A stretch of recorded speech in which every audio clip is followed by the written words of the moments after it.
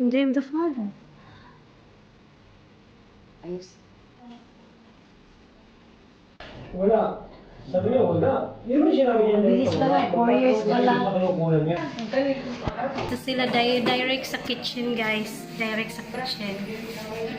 When there's no more hope is left in me, I can see what comes my way, and I'm always lost. There's nowhere Ay, else. mga lalabs. Ay, ginoo ko kainit. So, anong tawag dito, guys? Natapos din ang gabi sa araw na ito. Okay, so, ayun, umalis na po ang mga bisita. Napagod ako, guys. So, gaya nga ng sabi ko, nagluto po si Brian kanina para sa dinner namin. Hindi ko na nabidyohan yung mga niluto ni Brian kasi sobrang gulo ng kusina. And then, ang celebration po, of course, pasasalamat dahil wedding anniversary din po ni Brian at ni Love. Actually, July 28 yung kanilang wedding anniversary. Kasabay po ng birthday ng aming mama na July 28 din. She turned 70 years old din. So July 28 kasi umalis sila Mika at Bining sa Pilipinas. Pero dumating sila dito July 29 na nga. So, ayun tawag dito. So, yung celebration, guys, yung dinner namin, is about Thanksgiving, pasasalamat, dahil dumating sila ng maayos, even though naiwan yung dalawang malita, pero at least dumating po sila ng maayos, and of course, the wedding anniversary of Brian and Love and the birthday of Mama. So, yun yung talagang naghanda kami ng konti dito, and then nag-invite si Brian ng konting mga kasamahan sa work, and then mga kasamahan din ni Daddy sa sa trabaho. Kasi sila lang naman ang yung mga immediate, parang mga close friends namin dito, guys, na anytime na may mga handaan, sila lang din ang na-invite namin, mga kasama ni Daddy sa work. So, ayun, guys, okay naman yung celebration. Kunti lang, guys, ang handaan. At saka, ayun lang, kwentuhan, chika-chikahan. Dahil na-busy ako sa kakachika doon, guys. Hindi ako masyadong naka-video. Pero na-videoan ko yung opening, nag-prayer si Reyes nagbigay ng blessing sa food. Ayan, before kami kumain, nag-pray over si Reyes. And after that, chikahan na, kainan na kami. Yun lang, guys, ang ganap namin. Dahil alam mo yun, guys, since nag-lockdown, ngayon lang ulit kami naka-invite ng mga kasama ni Daddy dito sa bahay. Kasi nga, wala naman kami event nun Walang event nun nung nag-birthday si Reyes. Naman yun, sa park, which is nandun naman sila. Pero dito sa bahay, wala. Ngayon lang talaga. And then, gusto ko lang din i-share sa inyo, guys, na-realize ko lang din, na yung pagbigay sa akin ng amo ko ng release bilang isang katulong noon, hindi ko talaga siya sinayang, mga lalabs. At nakita naman siguro ng lahat ng pamilya namin na hindi na sayang yung paglabas ko bilang katulong sa amo ko dahil dun, guys, nadala ko dito yung pinsan ko, dalawa kong kapatid. Yan, naging, anong tawag dito? Nabigyan ko ng way na makapagtrabaho dito ang aking kapamilya. So, hindi ko siya sinayang, guys. Ginamit ko talaga yung panahon na makuha sila bilang family visit and then nakapaghanap sila ng trabaho dito. Kasi, iniisip ko talaga, guys, kung siguro naging katulong ako hanggang ngayon. Wala siguro, hindi ko sila madala dito. Kasi, kailangan mo ng pera, guys, Kailangan mo ng malaking halaga.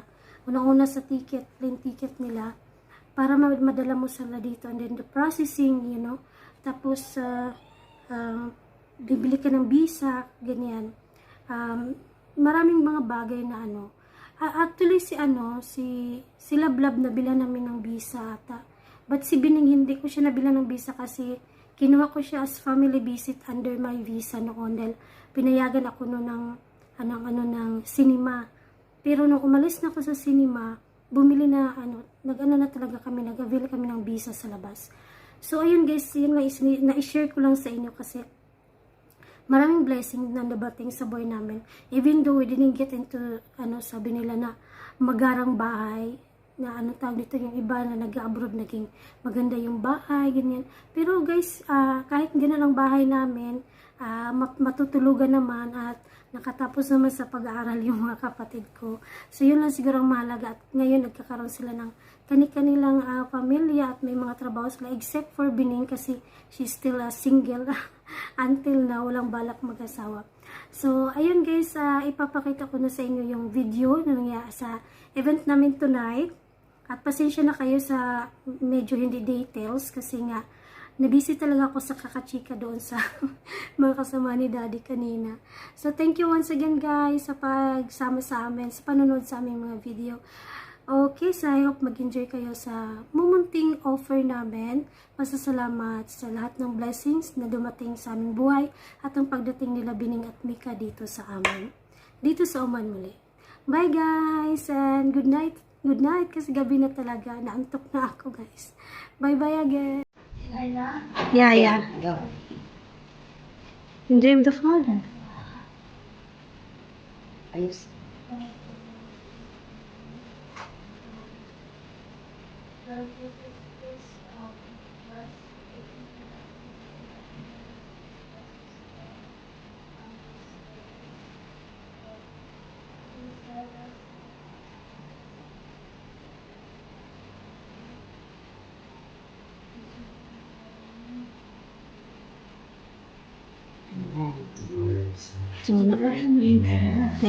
Thank you. Ayan, kain na.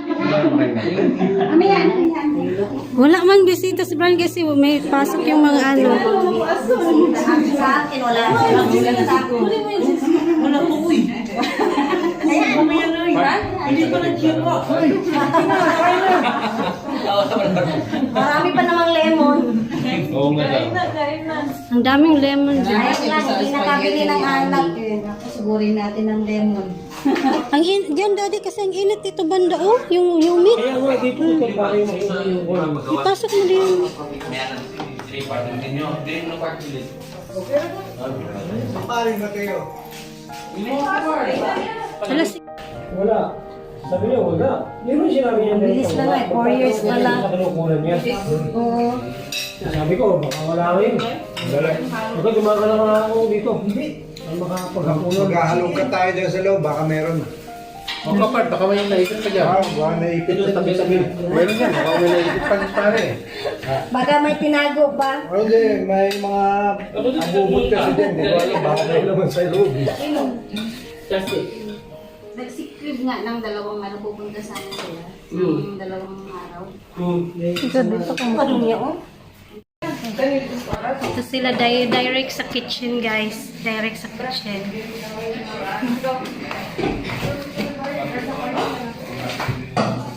You can go there in the sofa. There sa kwarto.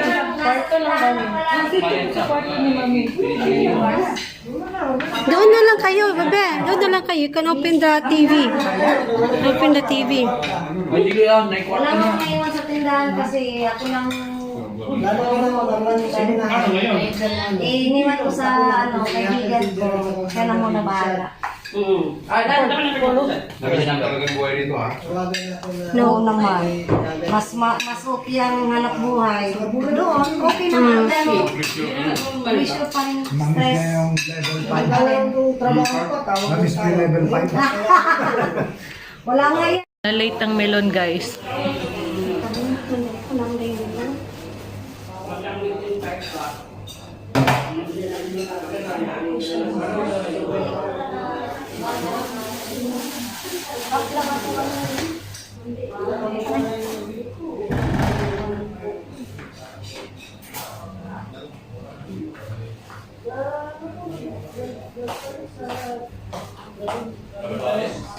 Ay, Mateo, tinawagan ko eh. Nasa kuman lang daw.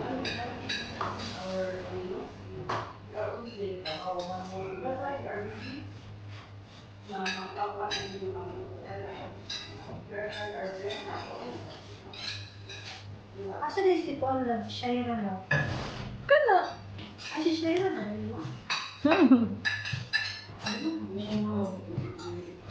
Oh, ano yan? Tapos ka na, Mars? Mukha yan, kuya. Oh. May spaghetti dyan niya. Kaya spaghetti. Ay, hindi. Masarap yung spaghetti. Hindi, masarap yung spaghetti. Tingnan mo yan.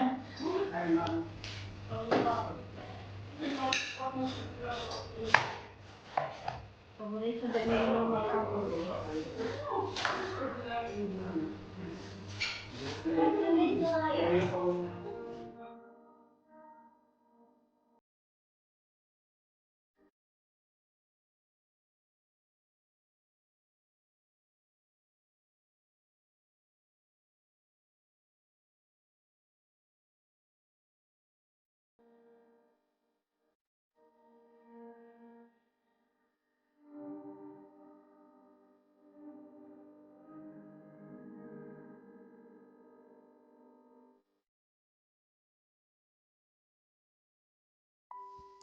The next day po, mga lalabs, ipinasyal po ni Lablab at Brian si Mika, si Rhea at si Bining dun sa Fabilan kung saan nag-work si Brian bilang electronic sa maintenance sa lahat ng mga rides doon.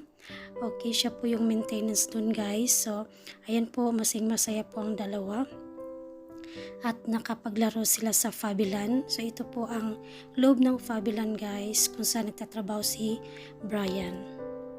Okay mga lalabs, so ito na yung time na bumabawi po yung mag-asawa, si Brian at si Blablab sa kanilang anak na si Mika. Kasi guys, iniwan po nila si Mika sa Pilipinas nung ito ay grade 1 pa lang ata. Tapos nauwi lang po sila ng isang beses nung nag 10 years old si Mika. Okay, and then after that, hindi na po sila nakauwi. Ayun nga, nagplano silang umuwi nung graduation sana ni Mika ng grade 6 ng 2020. Ang sa kasawing palad, nag-lockdown naman po ng dahil sa pandemic. So ito lang talaga yung time na binigay uli sa kanila na makita nila yung anak nila at dito sa Oman na nadala nila at maging magkasama silang muli guys. So salamat sa Diyos at napagbigyan yung mga dasal namin na alam mo yon na magkasamang mabigyan ng pagkakataon si Mika na magkasama ang kanyang mga magulang. So ayan, nag-i-enjoy po yung dalawa.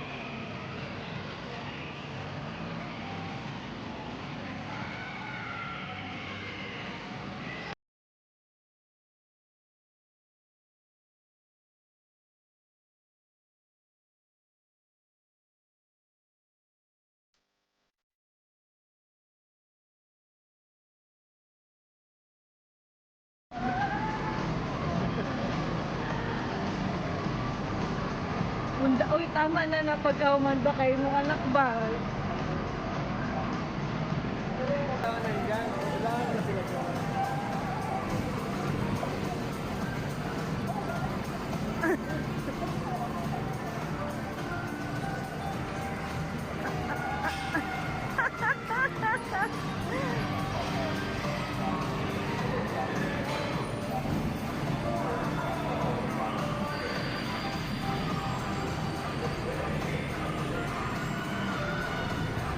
Lipay po kayo si Ayla nung nga naayang ate Mika.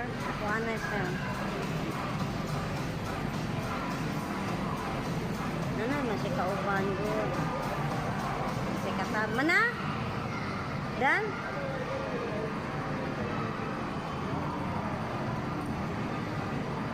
Ito, Brian. Walang suma. Walang ko eh. Dead na siya. Okay, tanggalin mo.